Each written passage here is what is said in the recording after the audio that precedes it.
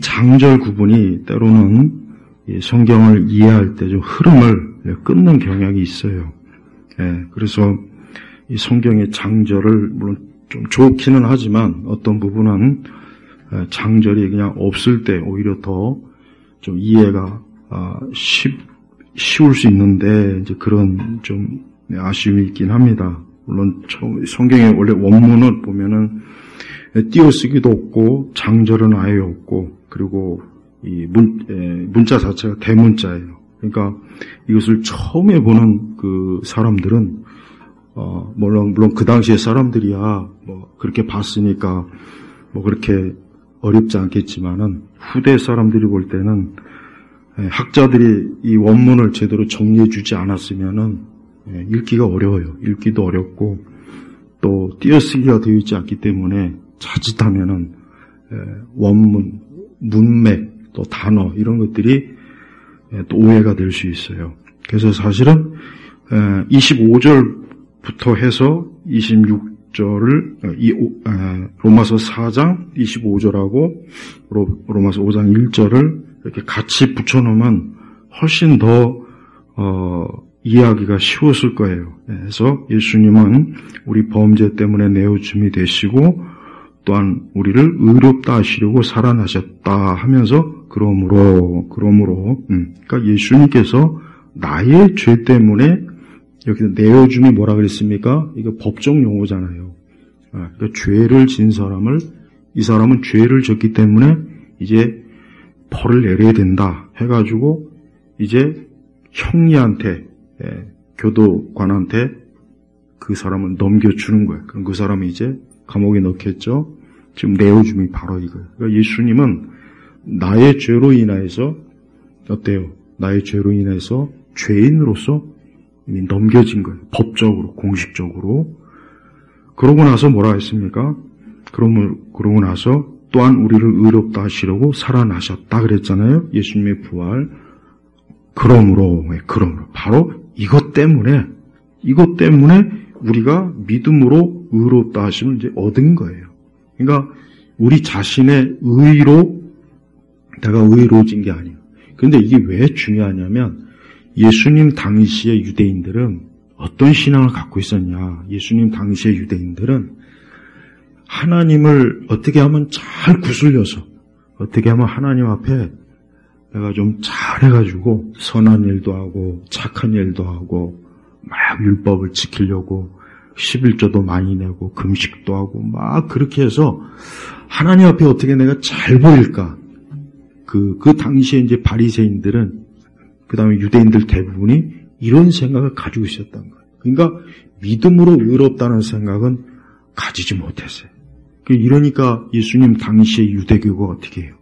유대교는 하나님을 믿기는 믿되 이미 그 당시에 벌써 유대인들은 어떻게 하면 하나님을 막 달래서 내가 착한 일을 막 착한 사람이 되어가지고 좋은 사람이 되어서 하나님을 달래갖고 내가 하나님의 축복을 받고 또 내가 하나님의 백성이 되고 이제 그런 그 기본적인 생각을 가지고 있는 거예요. 그러니 그게 얼마나 어려운 문제란 말이에요. 왜냐? 우리가 하나님을 도대체 어느 정도로 달래야 되느냐. 어느 정도. 그러니까 이방 종교들은 다 보면 어때요?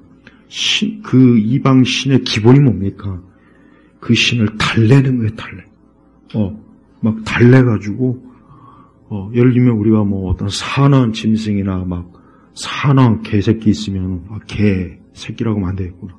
개가 있으면은 막 이렇게 달래야 되잖아요. 뭐 괜히 화나게 하면 안 되잖아요. 그러니까 하나님을 그렇게 취급하는 거예요.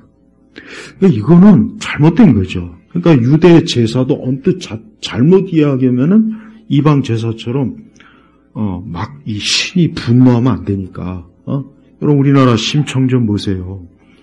뭐 공양미 300석을 하면 어쩌고 저쩌고 하면서 막 인당수에다가 막 쳐넣으면은 거기 원래 붙어 있던 뭐 괴물이 막 그 처녀를 잡아먹어가지고 배가 순풍에 돛단 듯이 잘 간다. 이제 그렇게 해가지고 그 승려가 사기쳐갖고 300석. 여러분 쌀 한 석이 얼마입니까? 이 300석이면 엄청난 거예요. 근데 이 신봉산이 철없는 아버지는 자기 눈 뜨겠다고 그냥, 그걸 이제 딸이 듣고 방법이 없으니까 이제 자기라도 몸을 팔아가지고 이제 300석 마련한. 어떻게 보면 참 옛날 여러분 동화들이 가만히 보면은 원래 동화들이 다 끔찍해요. 끔찍하고 전혀 동화를 보고 감동할 수가 없어요.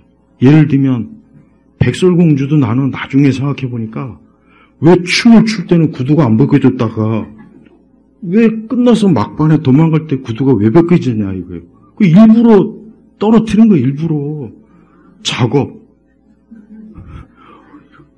참 왕자 만나서 좀 팔자를 생각해봐요. 왜 춤출 때 이게 신발이 벗겨져야지. 왜 가다가 왜 한 짝을 일부러 딱 떨어놓고 이제 그거 찾으러 이제. 그러니까 동화가 순수한 게 하나도 없어요. 다 끔찍하고 막 잔인하고 막 백설공주하고 난장이도 내가 볼 때는 그것들이 합작해서 작업한 것 같아. 이렇게밖에 볼 수가 없는 거예요. 그러니까 옛날 사람들이 가지고 있는 이 종교적 기본 생각이 뭐가 있냐면 달래인다 이거 달래. 막 달래. 야, 막 신을 노엽게 하면 저주받아. 그러니까 어떻게 해야 되는지 막 신에게 돈을 갖다 바치든지 뭐 먹을 걸 갖다 바치든지 막. 그래서 여러분 이방 종교 이런 무속 이런 데 보면은 일단 먹는 걸 왕창 갖다 주잖아요. 우리나라 제사도 보십시오. 죽은 귀신이 뭘 그렇게 먹는다고 그 앞에다가 막 요즘은 뭐 피자도 갖다 놓고 뭐 오만 가지 통닭도 갖다 놓고. 그러니까 기본적인 생각은 인간은 어떤 절대자는 무서우니까 이 달래야 돼. 근데 유대인들도 그렇게 변질이 된 거예요. 유대인들도 변질이 된 거예요. 그러니까 바울이 생각하기에 이거는 선지자들이 하나님께서 주신 말씀을 후대의 유대 백성들이 오해하고 있는 거예요. 그러니까 아브라함부터 자꾸 끄집어내는 이유가 뭐냐? 아브라함이 하나님을 달래서 의로워진 것이 아니고 믿음으로 의로워졌지 않느냐. 그리고 정말 우리 예수님께서 우리를 위해서 죽으셨기 때문에 우리의 죄가 해결된 거고, 또 그분이 죽음으로 끝난 것이 아니라 다시 부활하셨기 때문에 우리 역시 이 다음에 부활 소망을 갖는 아주 하나님의 의로운 그 축복을 우리가 받게 되는 거란 말이에요. 그러니까 25장 1절의 말씀은 그 4장 25절하고 같이 묶어놔야 돼. 그래야 더 잘 이해가 가요. 그러면서 중요한 게 있습니다. 우리 주 예수 그리스도로 말미암아 하나님과 더불어 뭐요? 화평을 누린다. 우리 바른 성경은 번역을 잘 해놨습니다. 왜냐하면 다른 이 고대 성경 사본에는 누리자. 그래서 현대 번역본에도 누린다와 누리자 이렇게 두 종류로 나오는데 영어 성경 대부분도 다 누린다로 번역이 돼 있어요. 그러니까 누린다, 누리자가 아니라 누린다. 쉽게 얘기하면은 바울은 이제 당당하게 예수님께서 나를 위해서 십자가에 죽으셨으니까 이젠 하나님하고 더 이상 눈치 볼 게 없다 이거예요. 하나님이 혹시 진노할까? 화낼까? 하나님 날 저주하나? 인간의 그 원초적 두려움이 종교를 발생시킨다고 종교학자들은 얘기하죠. 하늘에 막 번쩍번쩍 번개치니까 저 번개에 맞아서 죽을지 모르니까 저 번개신을 달래야 돼. 또 어떤 안 좋은 일이 생기면 이런 우환이나 환란은 뭔가 이거를 일으키는 뭔가 있으니까 빨리 뭔가 좀 달래야 돼. 이제 그게 아니라 이거죠. 예수님께서 우리 죄를 위해서 죽으셨으니까 이제는 전혀 하나님 앞에 아주 당당하게 나오라. 눈치 볼 것도 없고 더 이상 내 조건과 내 상황 때문에 하나님 앞에 또 혹시 또 그래도 모르지 않느냐. 그래도 하나님이 나를 트집 잡아서 뭐라도 하나 걸어서 지옥에 보내지 않을까? 바울은 전혀 그럴 필요 없고 그냥 우린 누린다. 난 아예 그냥 이제 예수님 때문에 이제 당당하게 난 하나님 앞에 의로워졌어. 믿음으로 의로워졌어. 이제 조금도 나는 꺼릴 것이 없어. 그러니까 이 그리스도로 인한 그 믿음으로 구원받는 하나님의 자녀가 된 의로워지는 것에 대해서 이때 바울은 어때요? 아주 당당함을 가져라. 그 뜻이에요. 그래서 누린다. 요게 더 정확한 의미예요. 그러면서 뭘 누린다 그랬습니까? 화평을 누린다 그랬죠. 화평. 이 화평이 중요한 거예요. 여기서 말하는 화평은 많은 의미가 있어요. 뭐 건강, 행복, 우정, 만족, 고요함, 뭐 여러 가지가 있어요. 그러나 궁극적으로 여기서 화평은 뭘 말하는 거냐? 하나님과 우리 사이에 이제 더 이상 원수가 아니다. 원수. 그러니까 하나님께서는 죄를 진 우리 피조물, 죄를 진 우리 죄인한테 어떤 하나님의 가지고 계신 기본적인 하나님의 뜻이 뭐냐? 그것은 죄인에 대한 진노예요, 진노. 진노하심이에요. 그러니까 진노하심이 계속해서. 그래서 하나님을 믿지 않는 현세 지금 모든 사람들은 지금 어떤 상태에 있느냐? 하나님의 진노하심에 지금 계속해서 어때요? 그 상태가 지금 지속되는 거예요. 그것도 모르고 사람들은 기뻐하고 즐거워하고 재미있어하고 막 인생을 그냥 막 뭔가 자기 나름대로 살려고 계획하고 막 그러잖아요. 근데 성경에서는 죄인과 하나님 사이는, 사람과 하나님 사이는 뭐가 있냐? 하나님은 우리 죄가 해결되지 않는 이상 우리는 계속해서 하나님의 진노, 저주 가운데 지금 처해 있는 거예요. 이게 인생이에요. 이게 사람이 기본적으로 알고 있어야 돼요. 그런데 이제 바울은 우리는 이제 그럴 필요 없다. 왜? 예수님께서 날 위해서 십자가 죽으셨기 때문에 이제 하나님의 진노가, 저주가 내게는 없는 거예요. 여러분, 이거 굉장히 중요해요. 왜 그렇습니까?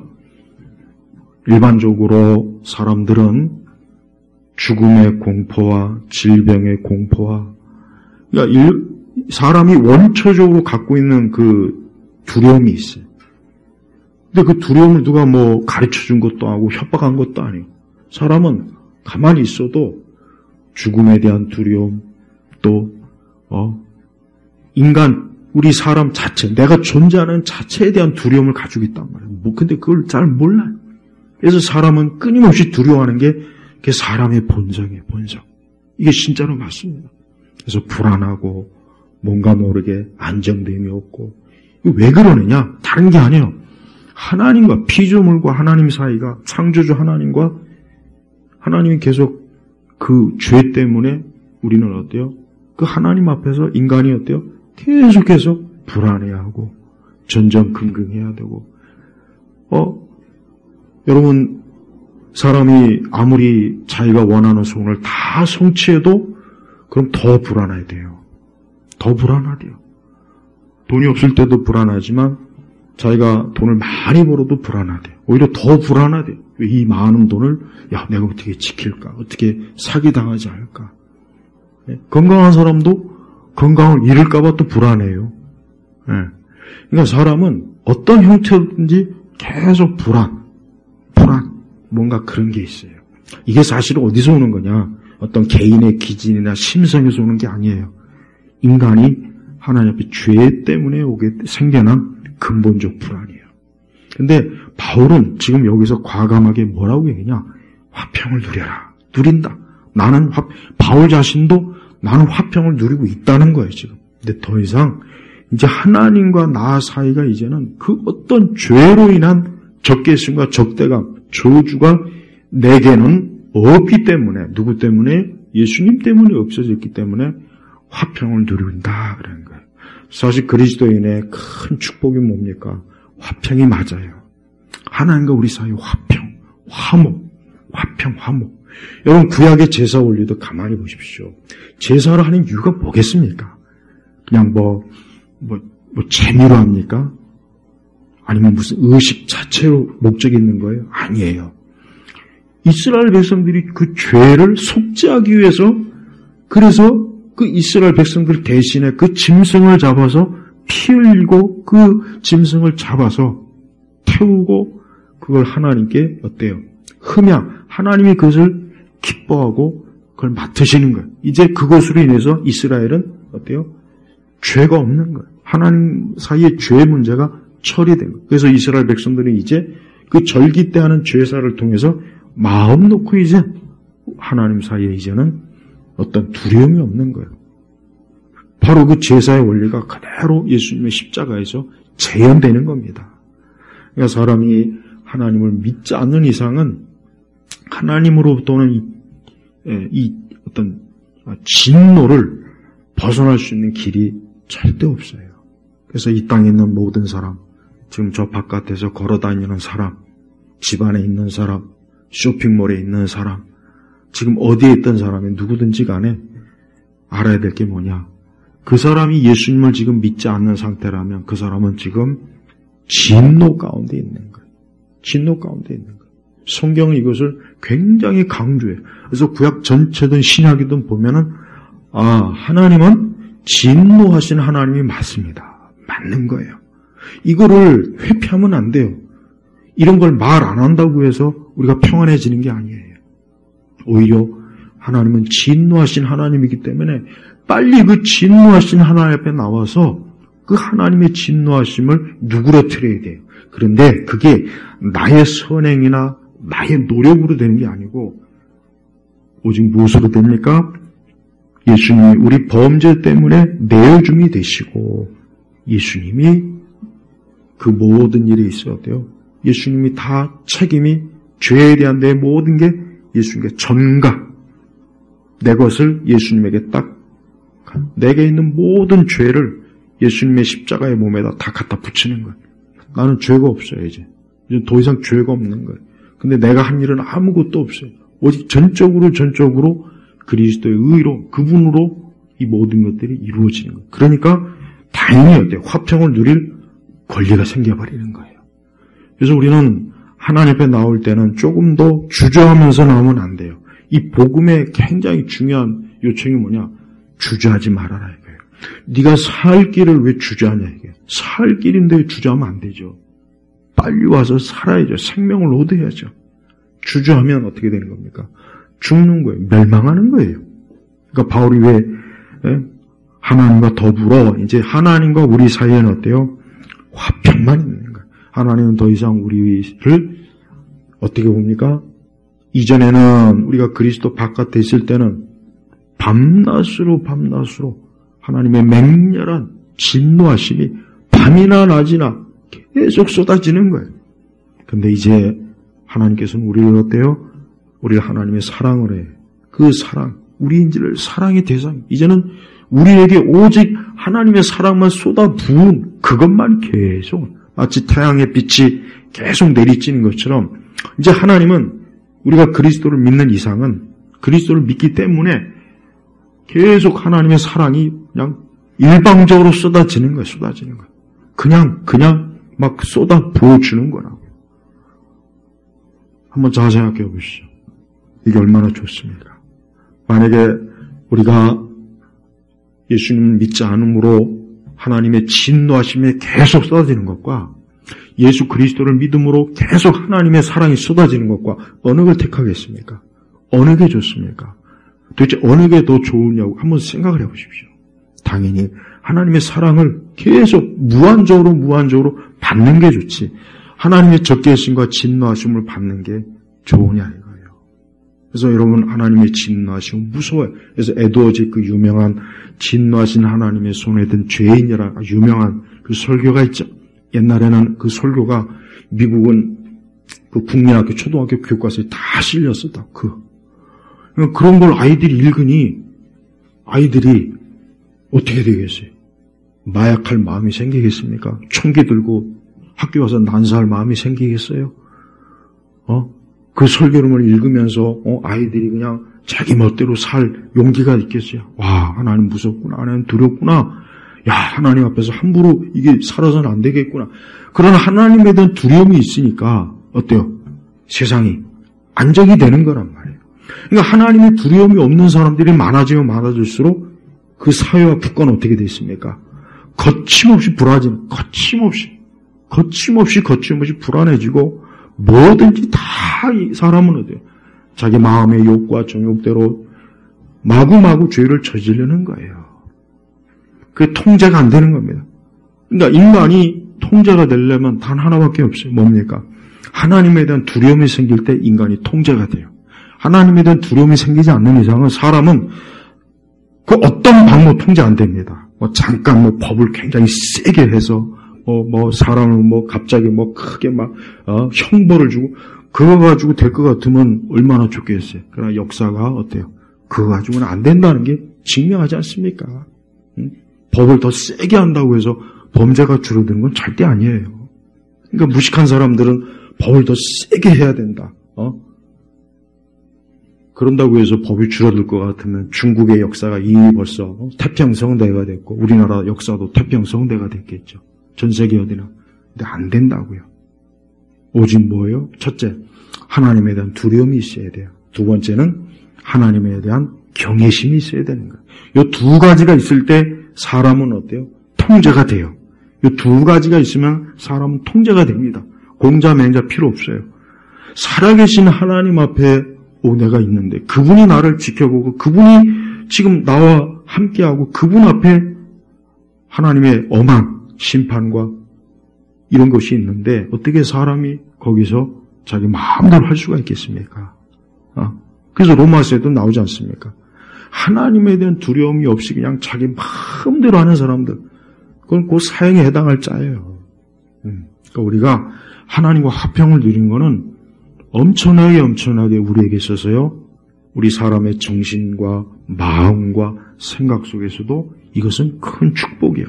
영적으로는 말할 것도 없지만은 우리 마음과 생각과 우리의 성품, 우리의 모든 내적인 면에서 인간은 어때요? 확실히 좋으면 좋았지 나쁠 일은 절대로 없습니다. 그러니까 하나님과 화평하지 않은 상태에서 어떤 고요함이라든가 화평은 그건 거짓이에요. 거짓. 그래서 명상을 해서 나는 화평하다 하는 사람이 꽤 많아요. 명상을 오래 했더니 정신병도 가라앉고 마음의 불안함도 가라앉고 그건 뭐냐? 흙탕물을 가만히 두면은 맑은 물이 돼요. 그러나 흙탕물을 희정을 어떻게 합니까? 그 밑에 있는 더러운 진흙이 물을 흐릿하게 똑같은 거예요. 원리가 똑같은 거예요. 그럼 뭐가 좋습니까? 더러운 진흙을 없애버리면 되잖아요. 더러운 진흙을 없애버리면 되잖아요. 그런 물을 희졌든지 뭐하든지 물은 항상 맑게 돼 있어요. 마찬가지예요. 인간이 하나님 앞에서 그 죄가 해결돼 버리면은 그러면 이제 안정이 되고 화평이 되는 거예요. 그러나 죄가 해결되지 않는 이상 명상을 하고 스페인 산티아고에 가가지고 걷고 많이를 해도요, 그건 잠깐이야. 조금 흔들리면은 금방 죄의 구적, 그 더러운 것이 또 우리를 어때요? 온통 우리의 마음을 휘젓고 더럽게 하는 거예요. 그래서 여러분 절대 이방 종교인들이 겉으로 평화로운 척하는 얼굴에 속지 마세요. 절대 속지 마요. 속을 일이 없어요. 그들은 아직 죄의 무슨 심판과 진노를 아직 제대로 맛보지 못한 것뿐이에요. 그걸 아직 제대로 모르니까 굉장히 평화로운 것 같고 평화로운 척하는 것뿐이라고요. 오직 오늘 이 말씀처럼 우리가 믿음으로 의롭다 하심을 얻을 때 그리스도로 인해서 우리가 하나님과 화평을 이루지 다른 방법은 없어요. 절대 다른 방법은 없어요. 그래서 마음이 불안정하고 마음에 근심과 염려가 있으면은 믿는 우리도 어떻게 해야 되겠습니까? 어떻게 해야 될까요? 하나님 앞에 나와 기도하면 돼요. 하나님 앞에 나와 기도하면서 하나님 앞에 우리의 심령과 마음을 생각을 하나님께서 평안케 해주시고 하나님의 손에서 이 모든 것들이 잔잔하게 해주십시오 하고 기도하면 됩니다. 기도하면은 확실히 우리의 삶은 어때요? 안정이 되고 평안합니다. 믿는 우리 성도들도 그래요. 하나님 믿지 않는 사람에게 권고하는 것은 하나님을 믿지 않는 상태에서는 절대 평안은 없어요. 절대. 육적인 잠깐의 기쁨과 즐거움과 재미는 있겠지만 그건 오래가지 못합니다. 곧 있으면 사라져요. 안개처럼 사라질 거라고요. 그러면 또 앞에 두려움, 불안이 또 앞에 또 가름막아요. 그러니까 언제까지 그렇게 살아야 되겠습니까? 그러면 안 되겠죠? 우리가 하나님과 화평하면 이제 더 이상 우리 앞에 어둠은 이제 없어요. 더 이상 어두울 게 없어요. 항상 주님이 내 곁에서 나를 보살펴 주시니까. 또한 우리는 이 말씀으로 아주 중요한 걸 좀 다뤄야 되겠습니다. 뭐냐? 절대 하나님과 화평한 우리는 구원을 잃지 않습니다. 자꾸 구원을 잃는다는 그런 책들이 참 많이 나오더만요. 요즘 보니까 구원론에 관해서는 이젠 그런 책들이 더 많아졌어요. 이제는 구원을 이룰 수 있다. 구원받았다고 해서 안심하지 말아라. 구원은 언제든지 이룰 수 있으니까 항상 구원을 유지해라. 그런 형태의 글들이 참 많이 나오더라고요. 근데 그건 거짓말이야. 이 말씀에 비추어 봐도 거짓말이야. 왜 그러냐? 바울은 로마서 전체도 그렇지만 성경 어디에서도 우리의 구원을 이룰 수 있다고는 그 어떤 조금의 암시도 없어요. 오히려 바울이 아까 그랬지 않습니까? 화평을 누린다 그랬어요. 누린다 그랬다. 이거는 이미 구원에 대한 흔들림 없는 확신을 고백한 거나 마찬가지예요.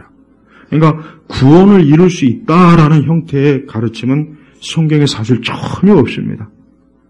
우리는 하나님께서 우리를 끝까지 우리를 어때요? 그분이 우리를 구원하신 게 우리의 행위와 우리의 공로와 내 노력이면은 내 구원이 상실될 수 있는 위험은 정말 있긴 있어요. 왜? 거기에 내가 뭔가를 보탰기 때문에. 그러나 우리가 알다시피 내가 하나님 앞에 의로워진데 나는 아무것도 보탤 게 없습니다. 정말 뭐 하나 보탤 만한 게 없어요. 하나님이 요구하지도 않고 하나님 그런 게 필요가 없어요. 오직 그 아들 예수 그리스도 그분이 전적으로 하나님과 우리 사이를 화평케 하시려고 그분이 어때요? 중보자가 되셨잖아요. 그분이 중보자가 되신 게 내가 된 게 아니라고요. 근데 왜 자꾸 구원을 이룰 수 있다, 구원을 유지시켜야 된다, 끝까지 너의 구원을 잃지 않도록 하나님 앞에 늘 회개하고, 그거는 거짓말이에요, 거짓말. 그러면은 하나님과 화평을 도대체 어떻게 누립니까? 그럼 화평을 누릴 방법이 없어요. 내 구원에 대한 안정성이, 내 구원에 대한 확정이 없다면 어떻게 화평을 누리냐 이거예요. 방법이 없다고요. 왜 그런데도 자꾸 이런 식으로 구원을 이룰 수 있다. 구원을 이룰 수 있으니까 끝까지 너의 구원을 이루기 위해서 하나님에게서 떨어지지 마라. 근데 그 말을 사람들이 이렇게 좋아하더라고요. 근데 성경은 전혀 그런 말이 없어요. 우리는 이미 그리스도 예수 안에서 하나님과 우리 사이는 이미 화평을 누리는 거예요. 이 화평은 깨지지가 않아요.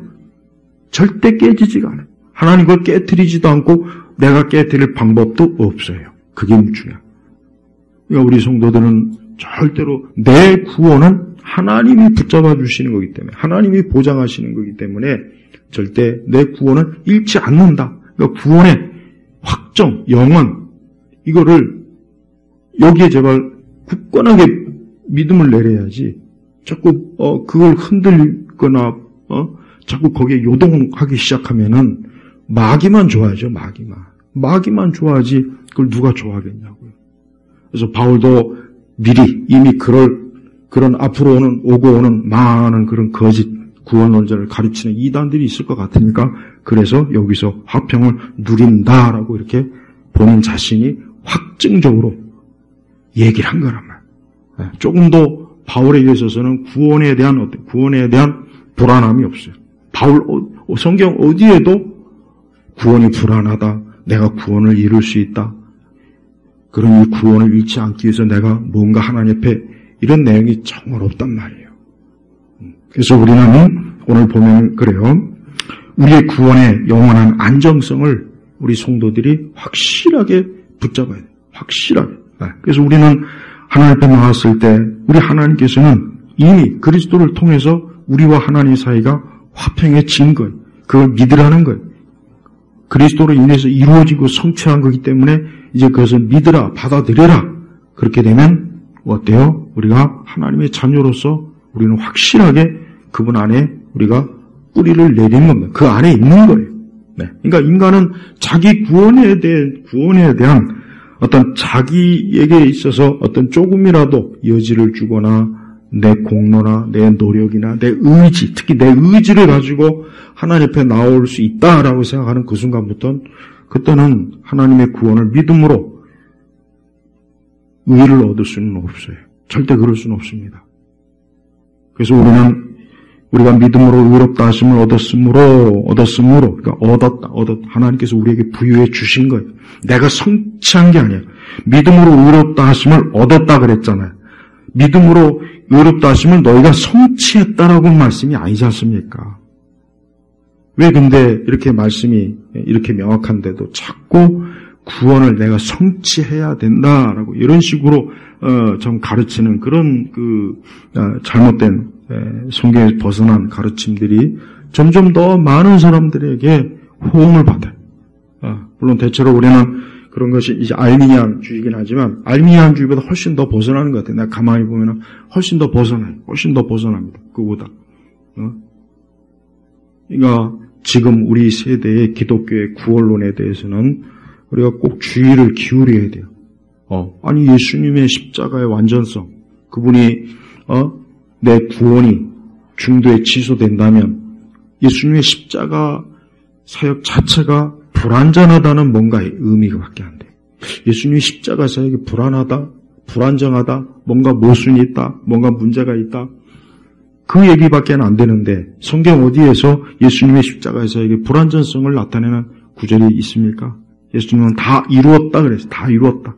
좀 모자란다 아니가 아니라 뭐요? 다 이루었다.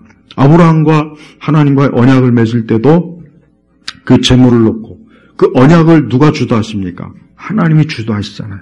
아브라함은 하나님과 언약을 맺을 때 한 게 없어요. 전적으로 하나님이 다 그 언약을 주도하시고, 왜? 하나님께서 아브라함을 의롭게 하시는 것이지 아브라함이 하나님 앞에 의로워지는데 아브라함이 손 하나 까딱한 게 사실은 없어요. 그러니까 하나님과 아브라함 사이에 언약을 맺을 때 창세기 보니까 하나님이 다 주도하셔요. 하나님이 다 아브라함이 주도한 게 한 가지도 없어요. 아브라함은 오직 어때요? 믿음으로 계속 하나님을 따라가는 것밖에 없어요. 그것도 하나님께서 그를 인도하셔서 그렇게 된 거예요. 그래서 아브라함이 어떻게 의로워졌는가를 가만히 보면 오늘 우리 그리스도인들이 믿음으로 의로워지는 것과 똑같다. 하나도 차이가 없어요. 어느 것 하나도 다른 게 없이 똑같은 거예요. 그러니까 바울이 계속해서 2절에 보면 또한 그리스도 말미암아, 자 또 나오지 않습니까? 그리스도로 말미암아. 그러니까 계속해서 그리스도를 계속해서 우리에게 믿음으로 바라보라는 거예요. 우리가 서 있는 이 은혜에 믿음으로 들어감을 얻었고 하나님의 영광을 바라고 기뻐한다 그랬죠. 사실 1절과 2절은 같은 내용입니다. 엄밀히 얘기하면. 근데 바울은 더 다시 한번 강조하는 거예요. 그리스도로 말미암아. 1절에도 주 예수 그리스도로 말미암아. 또 4장 25절에 예수님은, 24절에 예수 우리 주님을 다 보십시오. 구원은 누구에게 있습니까? 구원은 주님께 있는 거예요. 우리 성도들은 내가 구원받는 것, 하나님의 자녀가 되는 것, 내가 영생을 얻는 것, 내가 의로워지는 것, 하나님과 화평케 하는 것, 이 모든 것을 하나님의 아들 예수 그리스도께서 이루셨으니 오직 그분을 향한 기쁨, 찬송, 그분을 향한 감사, 그분을 사랑하는 것. 이게 우리 성도들이 일어나야 될 마음의 우리 심령의 상태는 그겁니다.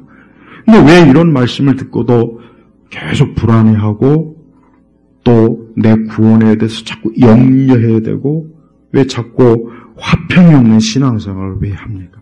하나님과 우리 사이에 화평이 없다면, 하나님과 나 사이에 화평이 없다면 그게 과연 신앙생활일 수 있습니까? 신앙생활일 수가 없어요. 그래서 교회를 다녀도 하나님과 화평한 그런 신앙생활을 하는 사람이 있는가 하면 하나님과 화평하지 않고 여전히 어때? 하나님 앞에 나올 때 무언가 여전히 자신의 구원에 대해서뿐만 아니라 하나님과의 관계에 있어서도 평안이 없어요. 계속 뭔가 막히는 거예요. 뭔가. 우리는 이 부분에 있어서 다른 게 없습니다. 복음의 교리를 천천히 한번 연구해 봐야 돼요. 로마서뿐만 아니라 에베소서 그래요.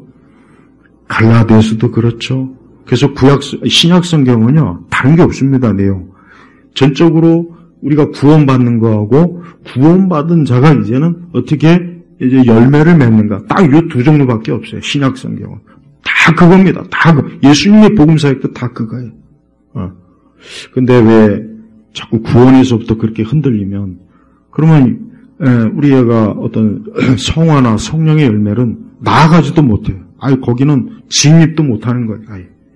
그러니까 왜 우리나라 교회 신자들이 어떤 성화에 있어서는 더딘 이유가 성화의 열매가 없는 이유는 다른 게 아니라 구원에 있어서도 아직 믿음으로 예수님을 영접하지 않은 그런 사람들이 꽤 많다는 거예요. 그런 사람들이 부지기수인 거예요.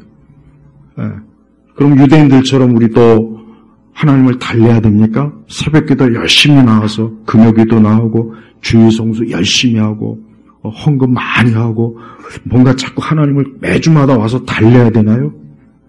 그럼 피곤하죠. 그건 신앙이 아니에요. 그래서 바울 사도는 우리가 그렇게 하지 말고 우리는 그렇게 하지 않는다. 이미 벌써 바울은 어때요? 5장 1절에는 화평을 누린다 했고 5장 2절에는 뭐라 했습니까? 기뻐한다. 그러니까 믿는 사람들의 두 가지 특징이 뭡니까? 하나님과의 화평, 그 다음에 두 번째는 기쁨이에요. 기쁨. joy, 기쁨이에요. 근데 이 기쁨은 육의 기쁨이 아닙니다. 확실히. 기쁨이라는 것은 일반적으로 내가 뭘 좋아야 기뻐하잖아요. 막 갑자기 돈을 많이 벌었다. 갑자기 주식했는데 갑자기 막 그냥 굉장히 수익률이 좋았다. 하여튼 뭔가 내게 좋으면 누구나 다 좋아하게 돼 있어요. 근데 여기서 말하는 기쁨은 그 기쁨이 아니라 뭡니까? 하나님과 나 사이가 화평케 된 그겁니다. 그걸 그게 막 기쁘고 좋은 거예요. 이제 하나님과 나 사이가 이렇게 평안해졌구나. 참 좋다. 이제 나에게 이때 죄로 인한 저주와 사망과 이 형벌이 나에게는 이제 없구나. 야, 너무 좋구나. 너무 좋구나. 난 이제 이 현세에서나 또 내세에서도 나는 이제 아무 문제가 없구나. 난 이제 더 이상 영원한 이런 두려움에서 살지 않아도 되겠구나 하는 거예요. 그래서 기독교는 기쁨이에요. 여러분 기독교는 어쨌든 기쁨이에요. 기쁨이 없는 거는 기독교가 아니에요. 기독교는 하나님으로 인한 기쁨이 있는 거예요. 다른 종교는 기쁨이 없어요. 여러분 세상의 다른 종교는요. 가만히 보면 알겠지만은 기쁨이란 말이 없습니다. 없어요. 진짜. 이슬람교 어디 기쁨이란 말이 있습니까? 없습니다. 힌두교 그런 거 없어요. 불교에도 없어요. 없어요. 다른 종교 없다니까. 신도에도 없어요. 그러니까 다른 종교는 종교적 근엄, 어떤 종교적인 엄밀성, 종교적 두려움은 있지만 기쁨은 없습니다. 그래서 기쁨은 기독교의 어떻게 보면 가장 강점이야. 유일하게. 왜? 다른 종교에는 없는 게 이 기독교에서 말하는 거예요. 기쁨이야, 기쁨. 이 기쁨이라는 것 자체가 우리가 그냥 일반적 기쁨도 우리가 좀 알겠지만서도 영적인 기쁨이라는 건 얼마나 좋겠습니까? 육의 기쁨도 이렇게 때로 좋은데 영적인 기쁨은 얼마나 그냥 하늘을 날아올듯이 기쁘지 않겠어요? 야, 내가 구원받았구나. 하나님의 자녀가 되었구나. 야, 이제 하나님과 원수가 아니라 하나님이 나를 사랑하시고 나도 하나님을 사랑하는 사람이 되었구나. 막 기쁨이에요, 기쁨. 또한 내세에 대한 기쁨이죠. 아까 얘기했죠? 인간은 원초적으로 죽음에 대한 두려움이 다 있다고? 누구나 다 있어요. 근데 이것을 어떻게 극복할까요? 다른 게 없습니다. 하나님과 화평하는 길 외에는 이 죽음에 극복할 길이 전혀 없습니다. 근데 하나님과 화평했어요. 이젠 죽음도 두려운 게 아니야. 이게 사실은 정말 중요한 문제입니다. 왜 그렇습니까? 기독교는 말 그대로 죽음을 정복했지 않습니까? 죽음을 정복했어요. 네. 세상에 어떤 위대한 장군이나 위대한 어떤 정치가나 어떤 위대한 성인이 죽음을 정복했다라고 하는 사람이 더 누가 있습니까? 한번 생각해 보세요. 어떤 위대한 철학자가 소크라테스도 죽음을 정복했다는 말은 못 했어요. 그렇게 말 많은 사람, 대단한 똑똑한 사람도 나는 죽음을 정복했다. 석가도 그런 말은 못 했어요. 석가도 그런 말은 한 적이 없습니다. 근데 오직 기독교만이 죽음을, 죄와 사망을 정복했어요. 누가 정복했습니까? 예수님께서 정복하신 거예요. 이래서 기독교는 모든 면에서 좋은 거예요. 이 좋은 기독교가 자꾸 이게 쇠퇴할 때 어떻게 되겠습니까? 기쁨은 없겠죠. 맨날 싸우고 다투고 증오심, 적개심, 미움 이런 것만 잔뜩 있지 않겠습니까? 아까 제가 오전에 얘기했지만 PC주의자들, 난 그 사람들은 보면은 진짜 그것밖에 없어요. 난 그 사람들이 그것밖에 없더라고 보니까. 왜 그들은 자기 모습을 못 볼까요? 자기들에게 그런 모습이 있냐? 없잖아요. 맨날 세상에 대한, 막 이 세상이 어떤 기존의 모든 것들을 다 무너뜨리고 전통을 무너뜨리고 다 파괴하고, 그럼 파괴적인 그 마음만 있지.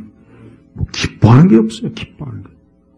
인간은 하나님을 섬길 때 그때서야 비로소 자연에 대한 기쁨도 회복이 되는 거고, 그때서야 비로소 인간 삶에 대한 기쁨도 회복이 되는 거고, 가정도 기쁨으로 회복되는 거고, 이게 틀립니다. 이게 틀려요. 애굽은 어둡잖아요. 하나님이 안 계신, 하나님이 그것에 재앙을 내리니 거기가 좋을 게 뭐가 있겠어요. 그러니까 여러분, 기독교는 기쁨이에요. 오늘날 많은 사람들이 우울해요. 많은 사람들이 우울하고 정신적으로 힘들어하고 불안해하고 더 뭔가 자극적인 걸 자꾸 받아들이니까 더 그런 게 계속 어때요? 더 커지는 거예요. 근데 끝이 없어요. 끝이 없어요. 그러니까 오히려 우리 이럴 때 그리스도의 기쁨, 그리스도 안에서의 기쁨을 우리가 사람들한테 증거해줄 필요가 있습니다. 여러분, 사람이 진짜 필요한 거는 하나님 안에서의 기쁨이 아니겠습니까? 어거스틴도 그렇고 루터도 그렇고 많은 하나님의 사람들이 공통적으로 증거하는 건 다른 거 없어요. 기쁨이요. 네. C.S. 루이스도 그 자서전을 읽어보니까 물론 좀 그렇긴 하지만 그래도 유난히 그가 강조하는 게 있습니다. 기쁨과 즐거움이라는 걸 많이 강조하더만요. 기쁨과 즐거움. 그 전에는 자기가 그게 없었다고 하더라고요. 그래요. 저는 우리 기독교가 화평을 누리면서부터 뭔가 말할 수 없는 그냥 막 기쁨과 즐거움이 내 속에서 막 넘쳐나서 바울과 실라처럼 감옥 안에 있어도 찬송하고 그냥 주를 인하여서 이런 고난받는 걸 오히려 막 찬송하고 우리 한국은 이게 대대로 내려오는 게 뭡니까? 염세주의예요. 여러분, 우리 한국 사람이 의외로 겉으로는 막 신명나는 것 같죠? 춤추고 노래하고 막 장구치고 북치고. 저는 그게 오히려 우리 안에 어둠이 가득하기 때문에 오히려 겉으로 육적으로 그런 걸 표현하는 것 같아요. 솔직히 그래요. 전 그렇다는 생각이 듭니다. 오히려 속으로 어둠, 기쁨이 없고 염세주의죠. 우울하고 하니까 표면적으로 그냥 막 춤추고 노래하고 막 그런 게 발달하지 않나 그 생각이 듭니다. 기독교가 아니면은 어떤 것도 인간을 온전하게 해주지 못해요. 그래서 여러분들이 가정에서 예배드리고 기도하는 거 얼마나 이게 하나님께서 기뻐하는 일이고 그 가정이 얼마나 기쁜 일입니까? 그걸 꼭 알아야 돼요. 우리가 이렇게 일주일에 하루씩 교회 와서 예배드리는 거 이게 얼마나 큰 기쁨입니까? 근데 이걸 기쁨으로 여기지 않고 이걸 힘들다, 이건 노동이다, 이건 시간 낭비다. 그 사람은 안에 하나님과 화평이 없는 겁니다. 없는 거예요, 없는 거. 그럴 수가 없죠. 절대 그럴 수가 없죠. 화평한 사람이. 우리 성도들, 이 화평이 정말 중요한 거구나. 이게 그냥 보통 평범한 것이 아니라 하나님께서 자기 자녀들에게만 특별히 주시는 거구나. 비트코인 100개하고 화평하고 원하면 여러분 뭘 원하겠어요? 요즘 비트코인이 막 갑자기 막 그냥 트럼프 때문에 화평이 더 좋아요. 여러분 일론 머스크가 그 자기 큰 장난 때문에 엄청나게 힘들대요. 엄청나게 속이 쓰리고 엄청나게 막 그냥 속에서 막 그렇게 돈 많은 사람 엄청난 첨단 기술을 전 세계에 보이는 그 사람이 봐요. 사랑하는 아이 때문에 힘들어갖고 그거 보십시오. 나는 그 사람이 진짜 예수님 믿었으면 좋겠어요. 사실 이 땅에 누구라도 다 예수님 믿어야 돼요. 예수님 믿지 않으면은 정말 최악의 불행이에요. 최악의 불행이에요. 정말 최악의 불행입니다. 제발 고집 부리지 말고 예수님 믿는 것, 이것이 최고다, 최고다, 최고다. 이것만큼 좋은 건 정말 내 인생에 둘도 없다 하는 걸, 이 사실을 명확하게 우리 자신부터가 알고 언제나 하나님과 화평을 누린다. 당당하게 누리시기를 주의 이름으로 축복합니다. 하나님 아버지 감사합니다. 오늘 시간에 또 주의 은혜와 사랑으로 하나님께 예배를 드립니다. 주여, 오늘 로마서 5장 1절의 말씀처럼 우리 성도들도 하나님과 더불어 화평을 누린다 하는 믿음을 하나님 앞에 가질 수 있도록 이끌어 주시고, 한 주간 내내 하나님과 화평을 누리며 기뻐하는 그런 또한 삶이 되게 하시옵소서. 감사드리며 우리 주 예수 그리스도의 이름으로 기도 올렸습니다. 아멘.